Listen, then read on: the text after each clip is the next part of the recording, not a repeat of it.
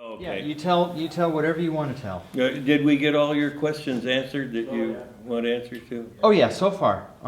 I'm just checking them off as we go. Okay, well, some of the things that were going on in Korea, the first real shock that I had, you've no doubt seen movies where the peasants are escaping down the roadways, loading down, laden with stuff. And our assignment that day was to get after this bunch and shoot them. No, wait a minute, I don't want to do that. And it happened that one of the guys in the squadron or the group, the air group that I was in at the time, had been there before, and he went ahead and shot. Well, I made the run, but I didn't shoot until I watched them blow up. Because every one of those peasants, these refugees, they were carrying armament and explosives. And they were, I don't remember what the movie was, but there's a pretty good showing of that, where the bad guys are forcing them at gunpoint to go down the trail. Well, much as I wasn't interested in killing any civilians, I didn't have any real choice, because we figure everyone that blew up was several of our troops that didn't. And let's see, I'd say one of the other big things was when my division leader got shot out from under me. We had the assignment of a ground target that was protected by anti-aircraft fire.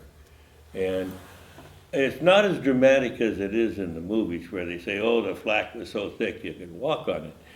But it was thick. It was very evident. And my division leader was slightly ahead of me. And all of a sudden, on the Corsair, the tail wheel and the tail hook are spring-loaded down. So if you lose your hydraulic system, they're only held up by the hydraulic system. And if you lose the hydraulic system, they automatically come down. The main gear are designed so that when you release them, they'll free fall and lock, so that's not a problem. And so a cone of flame came out of his tail, and the hook and the wheel came down. I thought, oh, so he lost his hydraulic system, no big deal. We were already going about as fast as the Corsair goes, and he started pulling away from me. We were right in an area where the United, what do they call it, UN troops had pulled back, and the North Chinese or Koreans hadn't come in there yet. And he turns around and heads back towards the south, climbing like crazy, and I'm keeping up with him, and all of a sudden, looks like he threw out his knee pad or something, but it was actually parts of the airplane starting to come out. And he came out and bailed out.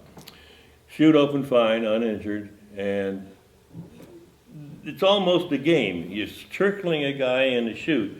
Let's see, he's going to land over there. No, he's going to land there. There's no way that you can tell from that perspective where he's going to land. And so I followed him down. I stayed right with him. And he landed at the box end of kind of like a box canyon. And I never claimed that I was low, but when I talked to him later, I said, gee, you landed in a tree. It looked like your feet were about that far off the ground. He said, no, they were about that far off the ground. So in a very short period of time, the forward air controller and part of an Air Force squadron were circling above us with me on the bottom of the stack. And when a helicopter showed up.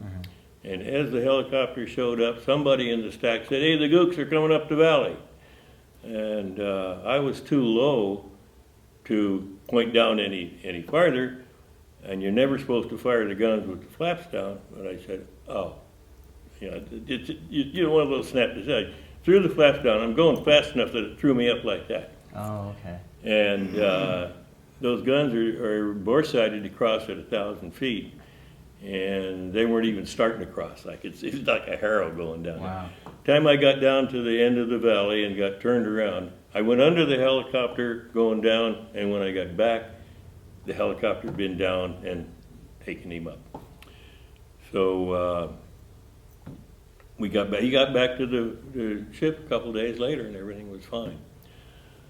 There was another instance where, even though I hadn't been completely trained in spotting for naval gunfire, because the guy that was supposed to do it, he had to abort the takeoff. He didn't ever get there. And as I think back on it, I cannot believe why I was anywhere over Korea by myself. But I did my best to spot for them, and they'd hit near there was a bridge that they were trying to. It was one of those routes was near the shore, pretty close. I mean, not too far, where there was a sizable stream that the North Koreans had to cross with supplies to get a little farther into the south. And the goal was to break that bridge. And I sat there until, I was starting to get a little low on fuel to get back to the carrier. Mm-hmm. And they'd come close, but they never did hit it. And I said, hey, now wait a minute, I got a 500-pound bomb. Stop your fire and let me know when you're done, and I'll give it a try. And darn if I didn't get it, I got the bridge. Let's see. Well, there was one time I had a minor cockpit fire, apparently on the way back from the shore to the carrier. I was flying wing and looking at the guy over there, and there's a little trail of smoke, and I followed across the cockpit and down to the floorboards. That particular Corsair did not have a complete floor. It just had channels where you put your heels. And it was down below one of those channels, and it was an electrical fire.